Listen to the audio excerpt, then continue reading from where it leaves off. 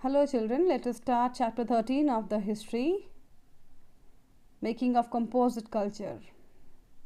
Here the word composites stands for a blended culture, a mixture of two cultures, a mixture of thoughts, a mixture of belief. As the Mughal dynasty had ruled India for many years, thus the Indian subcontinent saw a mixture of different kinds of cultures. Thus, it brought a brilliant movement in the country. This culture gave rise to two very important movements in the 11th, 12th, 13th century, and these movements were Bhakti Movement and the Sufi movement. The Bhakti Movement. The word Bhakti meant devotion to God.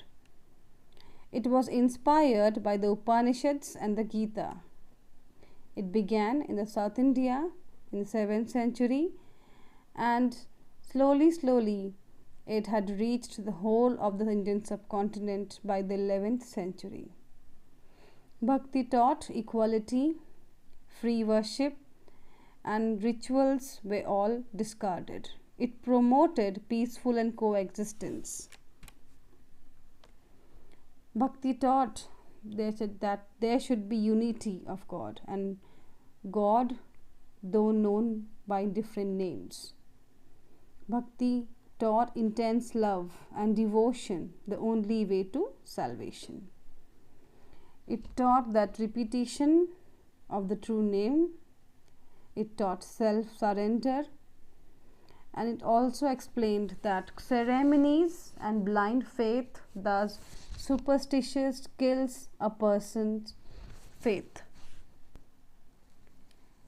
Showing you further some names of the famous Bhakti saints: Shankaracharya, Ramanujacharya, Chaitanya Mahaprabhu, Kabir Das, Guru Nanak, Mirabai, and many others.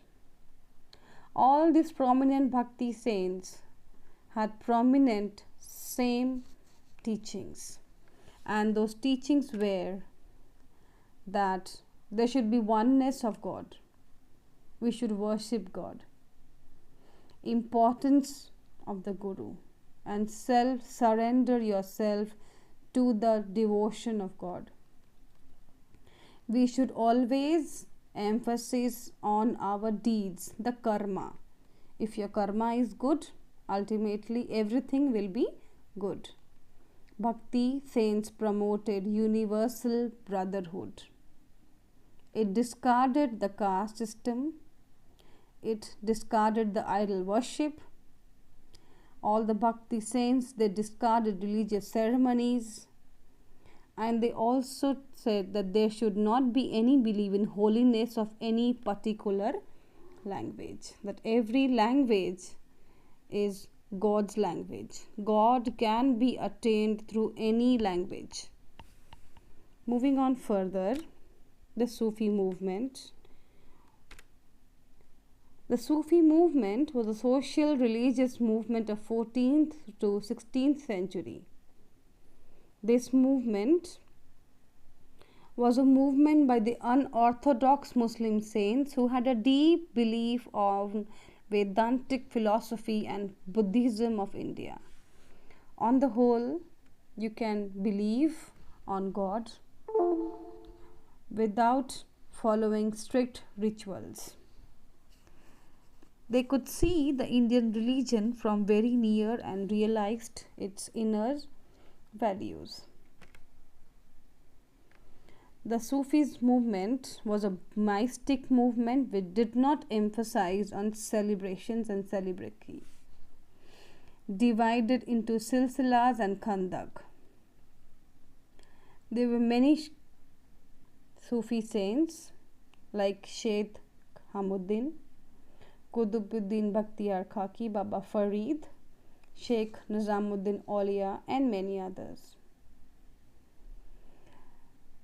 Sufism taught liberal life of poverty and taught yogic exercise of the brain, that belief in God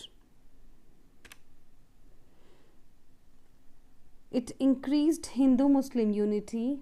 Many principles of Sufism were similar to Bhakti Movement.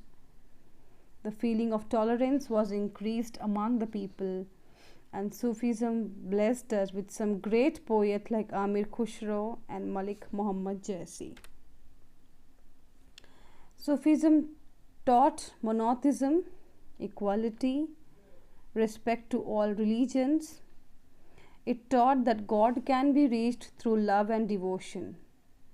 It taught that we can try to be a good Hindu or a Muslim by leading a pure life. That means being a human being is more important than being a Hindu or a Muslim. It taught that only Peer or Guru can guide a person along the spiritual path. It also said, or you can say it introduced, a kind of devotional music which was known as Qawwali. On the whole, all I can say is, among the leaders of Bhakti Movement, Ramananda, Kabir, Ramanuja, Sri Chaitanya, Nanak were prominent ones. Among the Sufi movement, the two-fold names, the Sufi movement, proved that it was very, very helpful in bringing and closing the gap between the followers of two religions and brought the Hindus and the Muslims together.